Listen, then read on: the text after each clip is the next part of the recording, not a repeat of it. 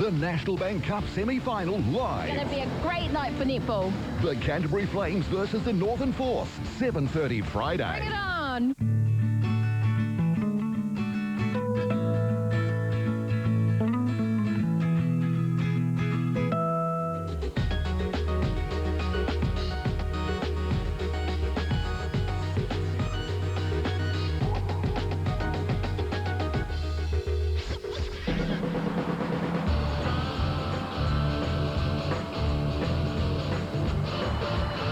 Houston, Texas is the fourth largest city in the Union, in the state where size most definitely matters.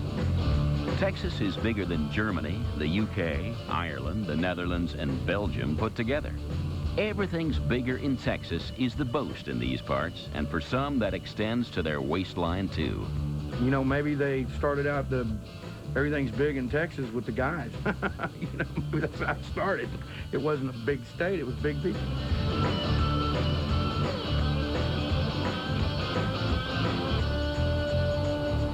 Although obesity is raging throughout the entire United States, it's the southern states like Texas that tip the scales more than most.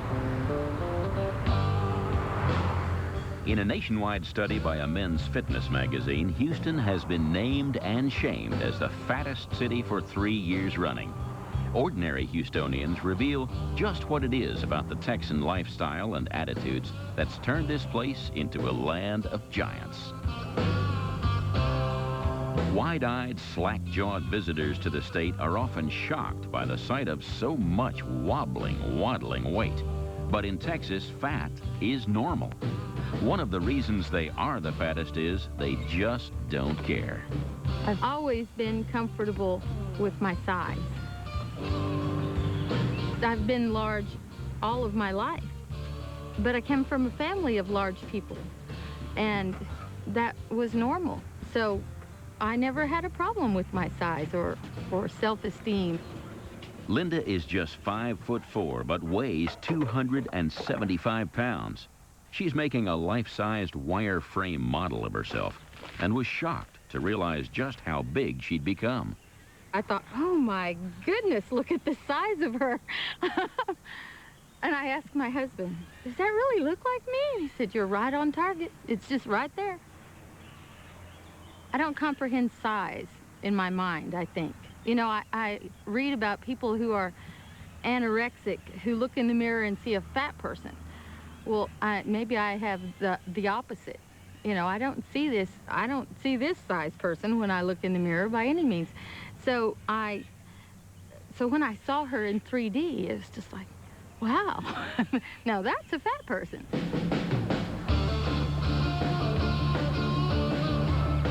Diane weighs in at 625 pounds. She, too, makes no apologies for her size.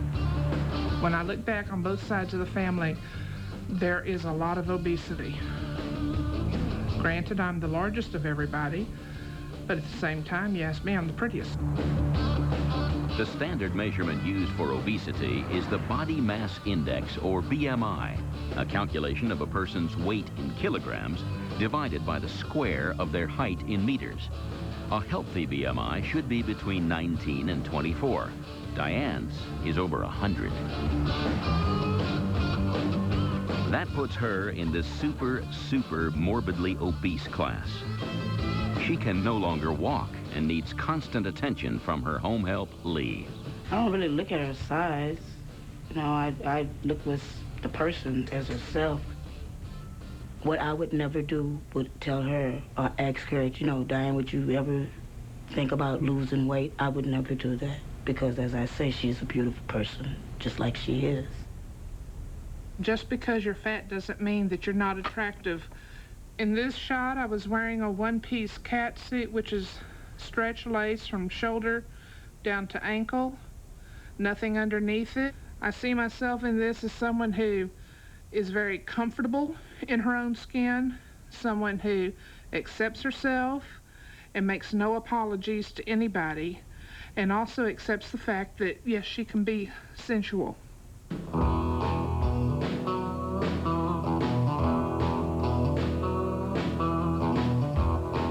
Many Texans take a pride in their supersize. They are famously competitive, and if they can't be the biggest, they want to be the best, even in the area of wanton gluttony.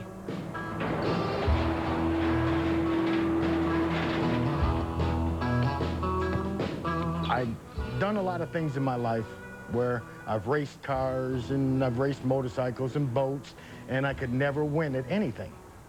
You know, so I figured one thing I do know I can do is eat. So I eat, and this is my accomplishments. I have no trophies here for boat racing, none for car racing, but I do get them for eating. I am an eating machine. Bud's prodigious appetite as a competitive eater may be extraordinary, but carrying 100 pounds of excess weight like he does is absolutely nothing out of the ordinary in Houston. If you look at my size, you'll see probably, I'd say a good 30% of the men in Houston or in Texas, not just Houston, are about my size. I mean, I'm kind of big, but you know, I still get up, go to work, and I can enjoy myself. You know, there's nothing I have limitations on doing, being as big as I am. But Diane sees one rule for big men and another for big women. In Texas, it seems that men of size, it's hunky-dory. It's okay. You know, they're chunky, they're muscular. I mean, how many fat men do you see with rolls of fat in their muscles? Their beer bellies hanging over their pants because they can't pull their pants up. For men, it's acceptable to be fat. Women, it's not.